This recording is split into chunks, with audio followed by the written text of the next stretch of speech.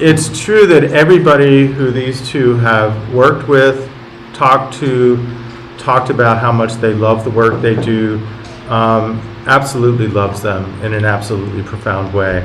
And that the ability to work with people that are young, that haven't done very much, and to give them access to not just talent, but deep talent, and talent that really helps a young director in an incredibly kind and wonderful way. I mean, there's a way to work with somebody who doesn't have experience that can be very off-putting. Oh, yeah. I like the kind part. And there's a way that can help their insecurities, help them find the space where they're trying to get, and help them get to you to get what they do. And the experience they have with you helps them direct everybody else after they work with you. Oh, and that's nice. That's something that's really kind of important. And when we honor people in our community, you know, it's important to honor the people that have had so much influence and so much help to so many people. And that's really why, you know. I just considered passing it on. Yeah. The first film I directed was with Leif Erickson. You remember him, the old actor? And I had written it, and I'm directing, and I'm trying to get every little thing to him, and he finally said, "Don't over-explain." In this big booming voice, "Don't over-explain." Shut up. But that was wonderful advice. Yeah. And you know, I would say as a teacher, that's one of the things that students always do. It's like they explain way too much. And the truth of it is, if you haven't worked with a good actor, it's hard to know that sometimes a glance could take a whole page of dialogue. Oh yeah, yeah. And once you know that, then you have to get that. Yeah. And how you get that is something else, and that's something else that's really kind of important. Oh. So why did you start working with young filmmakers? When did that start to happen for the two of you? Because you When I was a young filmmaker. I just feel like I've been doing it forever, and you know, I've had foster children and that type of thing, and it's always been important to me, the growth of children, period. Kids. It's not just kids. I mean, a lot of people today are starting in later life into the business, and they need direction and guidance too. And we like to take on mentoring as just, that's part of the human condition. That's what you're supposed to do. This whole world is supposed to help each other. But you know, you bring up that point of many of the directors today are younger than the actors we're talking about. Yeah. And the older guys don't always take to being directed by younger guys. And then you add on to that many of the young directors today know how to operate a computer. But they don't know a good reading if they hear one. And that's too bad. That's scary. Yeah. You see it on television, especially in commercials, and they miss so much because they've been told that was okay, that was good. And you can fix it in post, right? You can Yeah, fix yeah, oh, yeah. in post. Sure. So delivery, there's when a you delivery button. when you get somebody you're working with like that, what do you say to them? You take them aside and talk Well, to actually, them. I use a question approach. You know, what do you think this guy's talking about here? Why is he saying that? What's going on? And when you can fool an actor into thinking that he thought it up, you've got it. I learned that trick a long time ago. Yeah. And you know something, as an editor that also works with directors, it's like you show them a cut and you kind of push them to think in the right way, and it's like, oh, I think we should do that, and you're like, yeah, that's a great idea. I'm really happy you thought of that. I'm so proud of you. But I found, I don't think, no matter how long you've been in it, there's always something new that you find, because we have new tools to work with. So recently, we mentor youngsters in a auditioning for colleges to be accepted in their programs, and we were working with in the acting, doing their monologues and things. I said, okay, do your monologues. Okay, fine. Now, put those all down. Now, here is a Facebook profile. Fill out this Facebook profile as your character. You are this character. Now, fill out that Facebook profile. Complete. And now do your monologue. Made a big Amazing difference. Huge difference. Amazing difference. Yeah. Because they're invested in it. They're doing their homework because we put it in front of them, type of thing. You know, I also think in general, the young people are having trouble just like telling stories. Oh, well, they don't have to. They've got all this stuff. Yeah. Yeah. And one of my classes, the first day of class, I said, okay, I want everybody to get up and tell me a story. Oh. And then we critiqued everybody's story. And then we did it again the next week, and they were much better. Oh, yeah. Of course. Yeah. They thought about it. And it's not my belief that if you can tell a good story, you can make a great film. There's something in that rhythm and how you're looking and people kind of Well, respond Spielberg says we're storytellers. at heart. Yeah. Yeah. Yeah. And we all are. Yeah. Yeah. Always tap into it. As actors, that is your main job, is to take the story from the head of the director and make it come alive. And sometimes it's not clear, honestly. And is that not clear because the director had trouble expressing that to you? Sometimes. Sometimes. Or sometimes they don't trust, they've seen an audition, they put you through this, and then they cast you. And then they're over-explaining. And instead of just letting, an example, on a big budget film I was on not too long ago, last year. They cast me. I get on the set the first day, and the director said, no,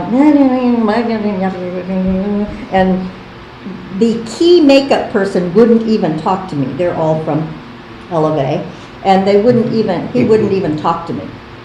Would not even look at me. Get up there, I do my first take. All of a sudden, the director's eyes got about this big, and he said, Julie, why don't we try this and this and this? And so I said, oh, sure, that's easy. And all of a sudden, the key makeup person's there powdering my nose and doing all of this. Yeah. It's just an attitude of, well, you're local talent.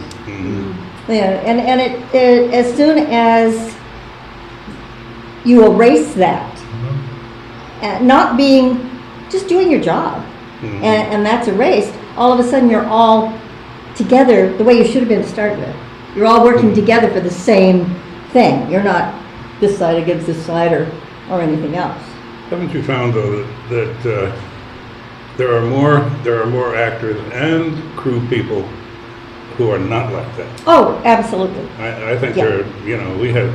I just finished working with Jim Carrey and Jeff Daniels, and you can't find anybody more. I have on my resume I survived Jim Carrey, but it didn't. But nicest guys, Yeah. easiest Terrific. to work with, just super.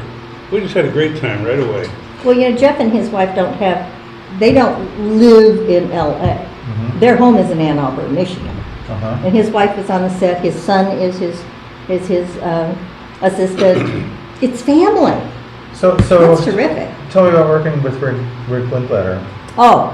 He's wonderful. He's a wonderful What else can we director. say? Wonderful. We director. have some great stories about Richard because he Well, always the both of you were in Bernie? Yeah. Yes. Okay. Together. Together. Yeah. Together. But I didn't want him to cut his legs down. Oh, yeah.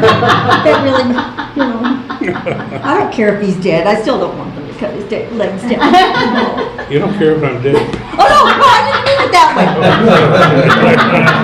way. Richard was great, and so was Jack. Jack Black was a terrific guy to work with. Delightful guy. Very nice. Absolutely. Not a clown. We have worked with some pretty clowny people on film who are not when the camera's off. Yeah. Like Weird Al Yankovic. Mm-hmm. Yeah, if he's in a room like this, you don't even know he's in the room.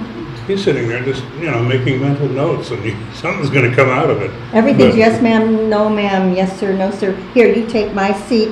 Really, honestly, is that kind of guy. Yeah. And like Richard Linklater, he just kind of said, do your thing. And when Can we... I tell the story of Yeah, let me finish this one, then you tell that one, 'cause Oh, I like no. that. Okay. Because If you must. I must. Yes. Jack said that when he read the scene, he went, okay, it's setting up that he works for a funeral home. So what?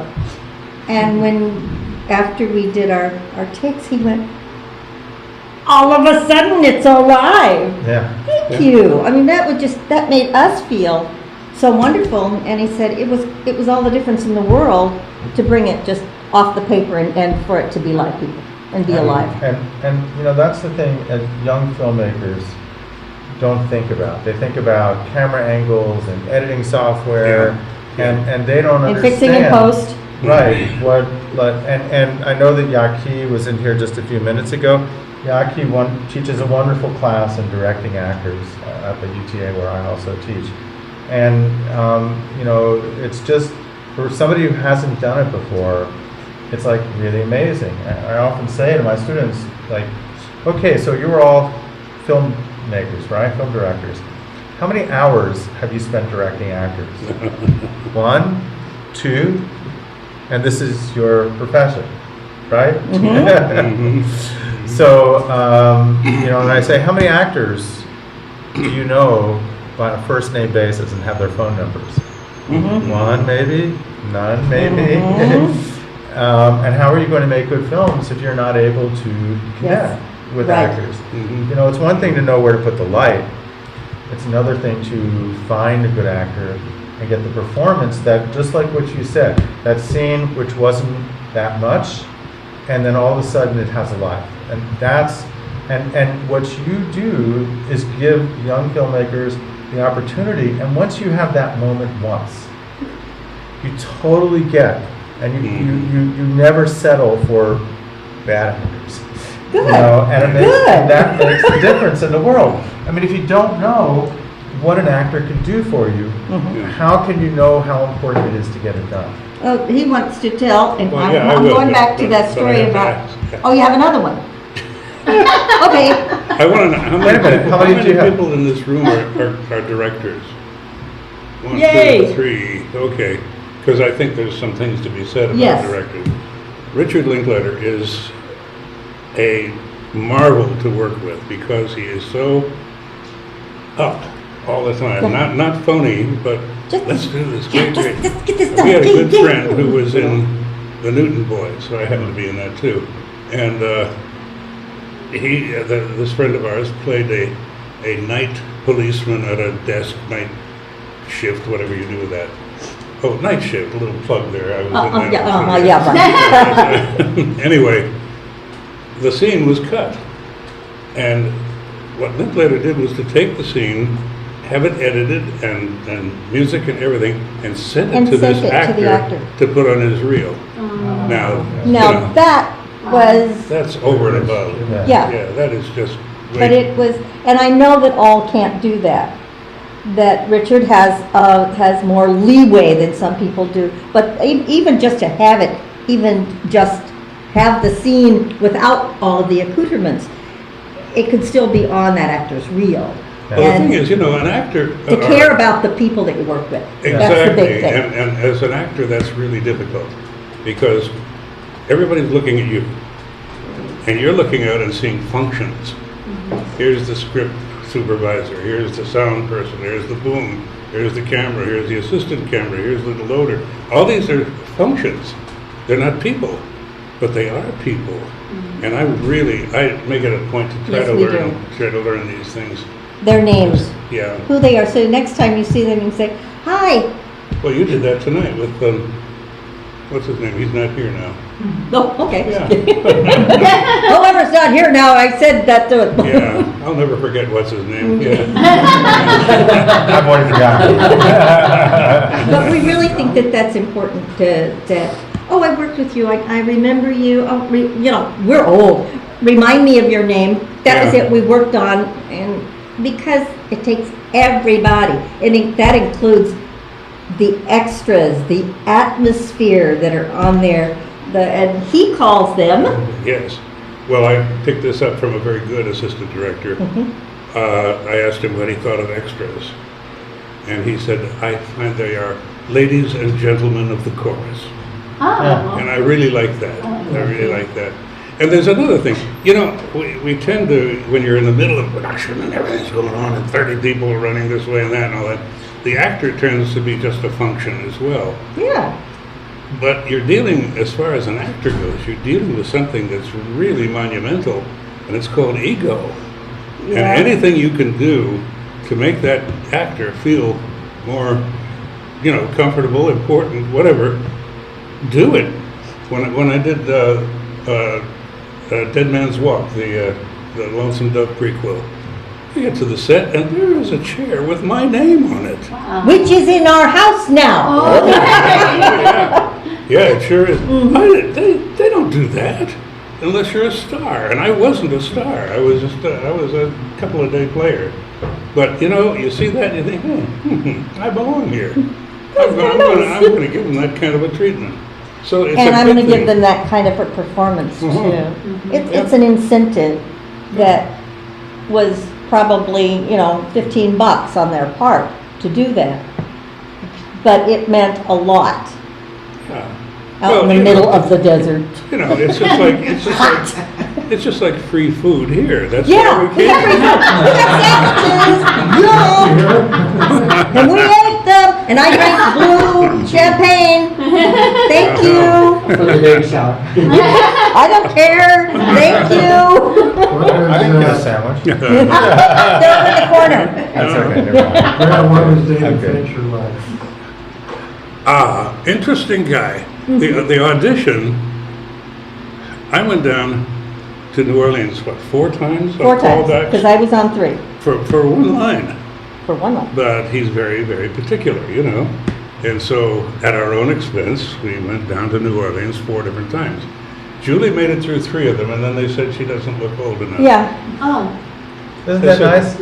No, I wanted to be in the friggin' film. Well, I said, I edited myself. I wanted to be in the film. Anyway, But they were kind. What I did with him is I had this line, and so I suggested 2 or 3 other things it could mean, and he liked that, and we started to play. Now, we get on the set, boy, he is all business, boy, he is just absolutely, not unfriendly, but No. just, let's get it done. We had a woman who was, Yes. supposed to be the pianist in this old people's home, and he got somebody to play the piano, of course. Yeah. And she sat down, and he brought an extra in and sat the extra down next to her on the stool. And she said, "Oh no, I can't play with someone sitting right here." He said, "Yes, you can. Just go ahead." And she said, "No, I really can't." And this is David Fincher she's talking to. Yes. Oh. And so he looked at it and he said, "Okay, you can't. Bye." And she was fired right on the spot. Yeah. Oh. He sent her home, and he turned it into a player piano, and he sang to it, Yeah.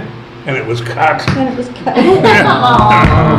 And did you ask Did for it for Fincher your send you real? the sides? I said, but did Fincher send you the sides? No. No. But he was very, very, very professional, and and he wasn't nasty to her either. He just said, "Okay, you can't do it, then sorry, Goodbye. bye." I mean, he wasn't nasty. Well, he was just- listening to her limitations Yes. Yeah. and allowing her to accept them. Yes. Yeah, go limit yourself somewhere else anyway. Yeah. But yeah. Which is that's too bad. But I really liked working with him very much. And he always forgets that besides that one line in the old folks' home, the scene actually opens on him. The doctor's checking his heart and all this. But he says, "Oh, I didn't have any lines there."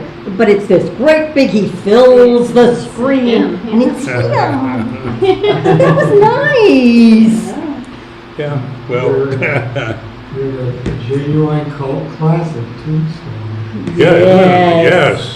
Now is like And we the still cult get it. classic of westerns. Well. But we have stories on that one. Oh, I've got stories Some that of them take the haven't rest of the told. night. That was the most obnoxious director I've ever worked with. ever. George Can we use nasty Yes. language on this? Oh, no, please. You don't curse. Grant, this is not broadcast television. You don't, but you You can don't say whatever the hell curse. you want. Okay, so this guy, thank you. He, first of all, the guy who wrote the script, Sure. anyway, they hired him. Kevin. Kevin Jar. Yeah, Kevin Jar, Yes. who they, Very nice guy. really nice guy. Really They- nice guy. They hired him so they could get his script. They kept him on about 2 weeks and said, you're not experienced enough, and they tossed him out and brought in George P. Cosmatos. And George P. Cosmatos steps onto the set the first day, and he looks around and he says, "Props." And this girl comes out, "Hello, Mr. Cosmatos, my name is," he says, "I don't care what your fucking name is. Where is my chair with my fucking name on it?" That was how he started with his, Oh, nice. and that We was and lost, how many, before the somewhere tombstone was around done, 100, 119 were either fired or quit. or quit. Yeah, crew Wow. crew people. Yeah. And on one day, a bunch of extras, Oh yeah. a big scene, big barroom scene, and a bunch of extras, and he's talking to somebody else, because he doesn't talk to extras, but he did say, "You tits, over here." And she just raised her hand, she turned, every single extra on that set, and there was 100 of something like that, walked off the set. Mutiny. It took him a few Wow. days to talk him back in, and Yeah. he was a little nicer with that. And Not the much. final Cosmatos Oh, yeah. story. We're outside shooting at night, and we had 3 cameras on everything all the time. So It he was always lovely. had this little sort of booth with a screen, and a screen, and he'd be in the middle watching all, And we're getting all set to shoot. It was a close up on Kurt Russell, and all of a sudden Kurt breaks out laughing. He says, "Anybody else need to?" And there's George in his little thing, peeing on the ground in between He did, his little thing. He was just that was Just George. peeing between. Yeah, out in the middle of the, Yeah, you go ahead and shoot. That's how Oliver Stone marks all of his locations when he's like, "This guy." Is that it? I'm not surprised. Neither am I, no. That's not a joke, that's true. Yeah. Whoa. See, we're getting, yes, I heard that. James, I know that's That true. director's other big claim to fame is the very first Rambo movie. That's it. Yeah. Pyramid rooms. So let me ask you one more Okay, question. yeah, let's talk And about then I have to leave because people, I okay, have to people walk around around. here are great. So there. So what drives the two of you to get up in the morning and go out and get up at ungodly hours and work for such great pay and such and great sandwiches and work with some people who may not be as nice to you as you like and some people who are incredibly nice? Oh, yeah. What is the motor that keeps you going? That's a terrific question, and I'm not sure there's an answer. I don't either. I used, really don't. when they talk about acting and that sort of thing as being a plague or a sickness or something, it's not. No. I think it's a gift, and I think you're born with it, and I think that a gift implies a giver, and also a gift needs to be shared. And if you don't absolutely have to do this, don't do it. God, no. Do something, anything else. Yeah. And do you get tired of it? No, I've been an actor for 60-some years, and I'm not tired of it yet. So I guess Yeah. it'll be all right. Oh, Maybe- do you want to know how we started and all that stuff? Yes. Okay, Oh. all right. Yes. See that picture up there? That's me, up there. And that's one of my beach blanket, yeah, anyway. I opened Disneyland as a dancer. And that's really how I started. I opened Disneyland as a dancer. I had never had any dancing training in my life. I went to Disneyland, I was 15 years old, and I wanted a job. And they said, you have to be 16. I said, well, somebody over there, I know she's not 16. Oh no, but she's an entertainer. I said, okay, where do the entertainers go? I'm not dumb. And they said, well, what do you do? I said, I don't know. What have you got? And they said, well, they're holding auditions for hula dancers over there. I said, hula dancers? Oh, Harry Owens and his Royal Hawaiians. Hilo Hattie. I watched him on TV. Oh yeah, okie dokie. I can do that. And I went and I stood at the back of the line. And when I got about halfway up the line, I'd go to the back of the line again and watch them a little more. And finally the line got kind of short and I had to go on, and I auditioned. I had long red hair. And they said, no, you stay. And I was like, what do I do now? I really, because I wasn't sure. And then of course they asked, where have you studied? And I said, from the back of the line to the front of the line to the back. Then they said, you're kidding. We can teach you anything. So from there, they did. I filled in, I was second and third row of the Mouseketeers when they would film that, and did all the beach movies, did all, and I just. And if you want a real The kick, AIP beach movies? the what? The American International Pictures beach movies? Yeah, like Frankie and Annette and all that, yeah. Beach Blanket You can Bingo? still see Oh, me yeah. in them, Beach Party? yeah. How to Stuff a Wild How to Stuff a Bikini. Wild How to Stuff a Wild Bikini Bikini. with Mickey Oh, yeah. Rooney and Jody McRae and yada yada yada and all of yeah. them. And we've got this wonderful picture of Mickey Rooney surrounded by all these beauties. I And there's a didn't know that. beautiful, That's tall great. lady here, And then there was me. there, And then here, They were all, William Asher directed all of them. Yep. I was a dancer in them. We filmed on the Wow. beach, around the swimming pool, and in Annette's bedroom. I'm gonna be looking for you. I had a red bikini with white polka dots and long red hair. I know Terry And all of Bell was a them? dancer in some of those too. Yeah, we had a lot of people that were, that turned out to be names later. Mhm. I took a little, I did that, and then I had bunches of kids, you know, and did commercials and did a few films and that type of thing to keep going, and did theater. I still try to do at least one live show a year because I've got to do music. I can't dance quite like I used to, but I can still move. As long as I can move, I'll be dancing. Mhm. Yeah. Yeah. Yep. So that's how I started. It's your turn. I traded my sister for my career. Yes. Yeah.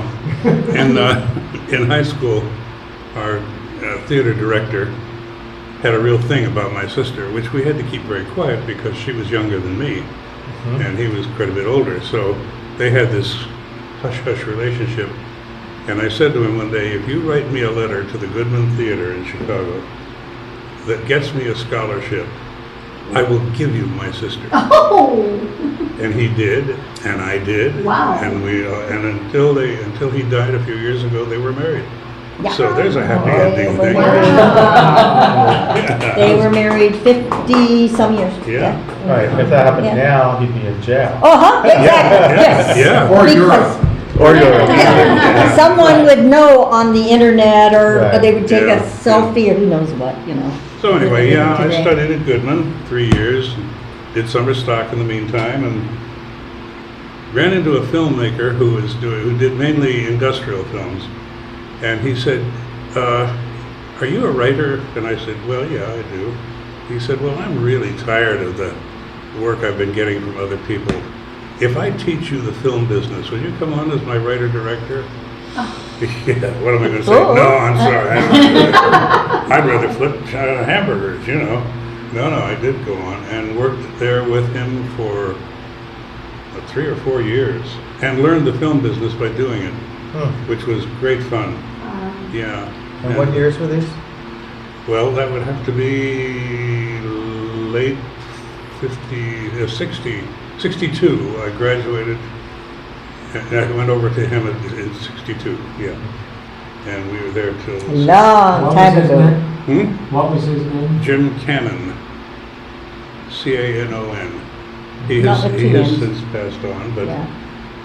yeah, we did a lot of things, a lot of films. It was nice to have real films to work on instead of, projects.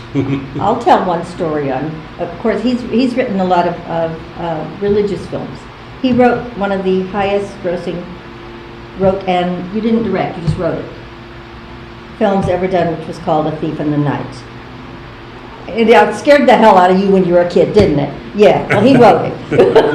And then he also wrote... You're twisted. Yes, he's a twisted person. He also wrote and directed a film called The Enemy, about possession. And he had some people, you know, you have your auditions and all of this, and he had this young girl fresh out of college. It was her first audition, right? Mm-hmm. And her name was Judith Ivey. Oh. And I said to the producer, I want her in this film. She's the one. And he said, well, that wasn't the best audition. I said, no, but did you see the quality that was coming out of her? And he said, well, okay, it's your film, you know. And she was marvelous. In fact, I discovered, here's a trick for you directors, our leading guy was not always the best. But in any scene that they were together, I had to shoot one version of it with the camera on her Just the on whole time. Because if anything started to fall apart in the scene, we cut to her, and she was right there the whole time. Right. Yeah. Mm-hmm. So and she's gone on to win Tonys and all kinds of stuff. She's wonderful. Yep. So And we're still friends.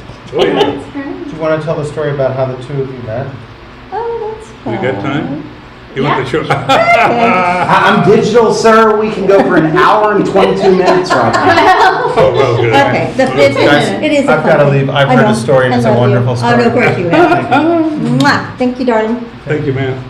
Really wonderful. Appreciate it. Guys, thank you all very much. Raquel, we'll talk later. Guys, thank you. Will you use the microphone? Oh, sure. Oh, you can't hear me? Okay. Can you project a little to the back? Yeah, row? right. Yeah, Okay. Right. So this was in the 67, What? 68, What? 80, no, 80, it was in the 84. 80s, 84, I don't know. Anyway, because we got married in 86, and so we met in 86 too. That's right, That's right, so it was 1986. Yeah. So, We've been married a lot longer than that, but not to each other. yeah, I kissed some frogs first, but they were nice frogs. So, anyway, at that time I was a children's agent.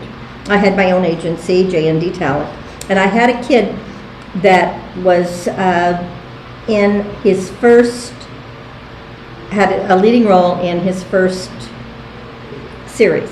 And this was the first time it was shot in Austin. It was the first time, what's the name of the radio station down there, the It's TV the, station, KLU something or other. It's the Public radio, anyway. Public They radio. were doing their very first. It was called Sherlock Jones and Proctor Watson. And it was quite popular for a little while. It was a kid and his puppet that was a dog, and they were detectives. And it was very cute.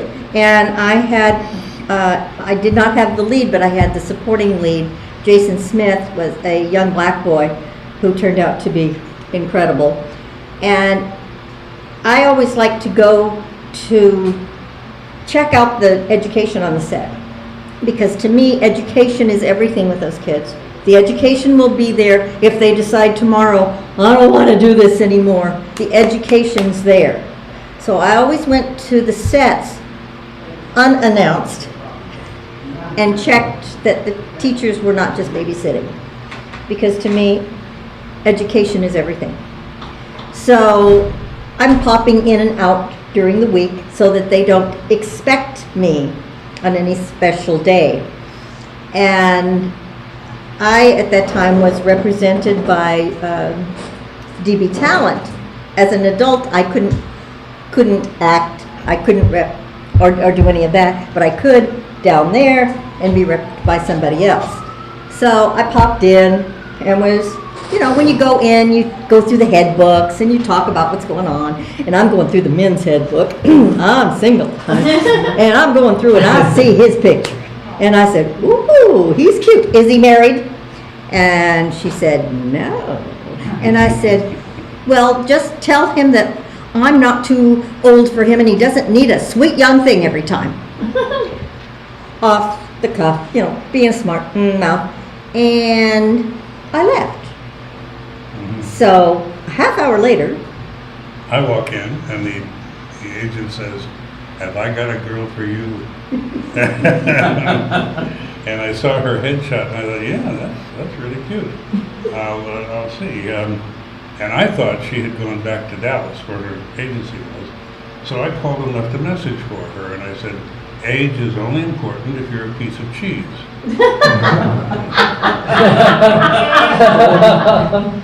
And that was all he That's all. said in his name. Oh, well. That was it. And I got the message. He's living in the hill country at the time. I didn't even know where he was living. But I get this message and I went, what? Wad. Okay, in the trash. So 2 days later, I'm getting ready to come back up here, back to my office. Everything's worked out well on the set. Everything's terrific. And Joe Edna Bolden, who's quite well-known casting director now out of New Mexico now, was out of Austin at the time, was doing a Lone Star beer casting. Mm-hmm. And she says, hey, Julie, you want to stop in and sit in with me and while I do this casting? I said, oh, that'd be fun, yes. So I just brought all my bags and everything, and because I was going to take a cab from there to the airport. So I said, oop, hey, cab's going to be here any minute. I'll call them. So thanks, Joanna, and I go out. Well, you always look at the sign-in sheet. It's something we actors do. You know, who's here? And I look, there's his name. And I turn around, like, hello? And he's sitting, like, across the aisle there. And he says, I think I've been leaving messages for you. oh, that was you. Call me. My CAG's here. And I was gone. I was out of there. And he called me. Yeah. Well, now the thing about that though is when we finally started talking, which was very soon after that, we had both decided never again. It takes too long to get to know somebody, and it hurts too much when you break up. So that's it. No more marriage. Slap No more and- frogs. Yeah, slap and tickle. Yeah, that'll be fun. Oh, yeah. But Ain't nothing wrong with these old folk guys. well, having decided that, 5 months later we were married. So Yeah. and that was 28 years ago. Yeah. We weren't going to do that. So between us, of course, we have 11 children, 42 grandchildren, 26 great-grandchildren, and coming up on 7 great-great-grandchildren. I'm going to a baby shower for my great-granddaughter. And you know what we do at Christmas? We hide. Yeah, we go on cruises, we go away. You cannot find us around Christmas time. And I think that part of what we're trying to say is that they say you can't have it all. Yeah, you can. You just have to decide where you want to be, what you want to do, what you want to fit around. I was in the business in LA. I worked in it. I didn't mention a lot of stuff I did. It's not necessary. In fact, I've taken all of them off of my IMDb. The oldest thing I have on IMDb is Heaven's Gate. And the reason I have Heaven's Gate on there is because, I mean, after all, It's a classic. Michael Cimino, and it was one of the biggest fiascos supposedly ever. But if anybody's really seen the film, it was a good film. It really was true to what happened historically during that time, the refugees that came from all across the country on the tops and in cattle cars and everything. It was a good film. Heaven's Gate was the name of the roller skating rink where they met and where they had their meetings and things like that, and had great people in it. But after Deer Hunter, the public and everybody else was expecting something edgy, something dark and deep, and Heaven's Gate was a historical piece. So naturally, I leave that on there.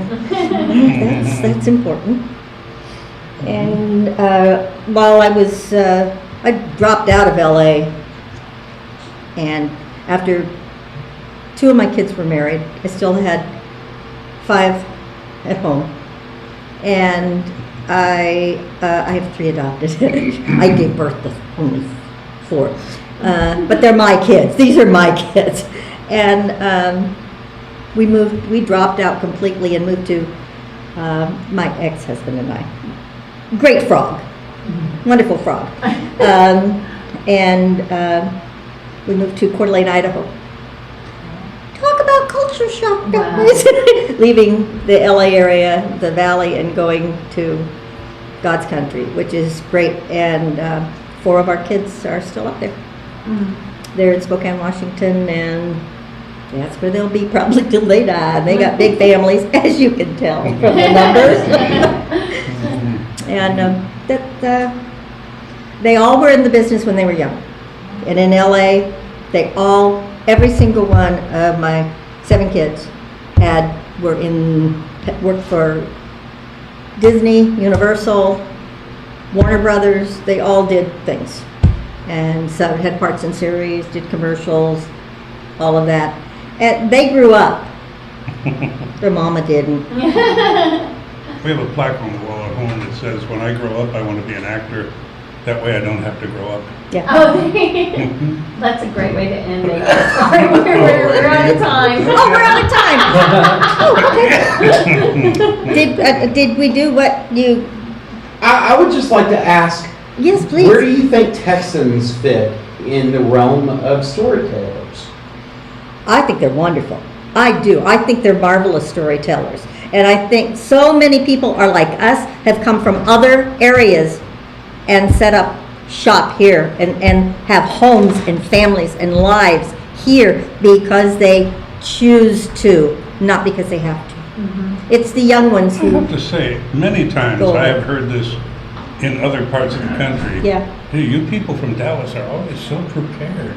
yes, Now, that's a nice thing to hear. yeah, wherever we go. Yeah.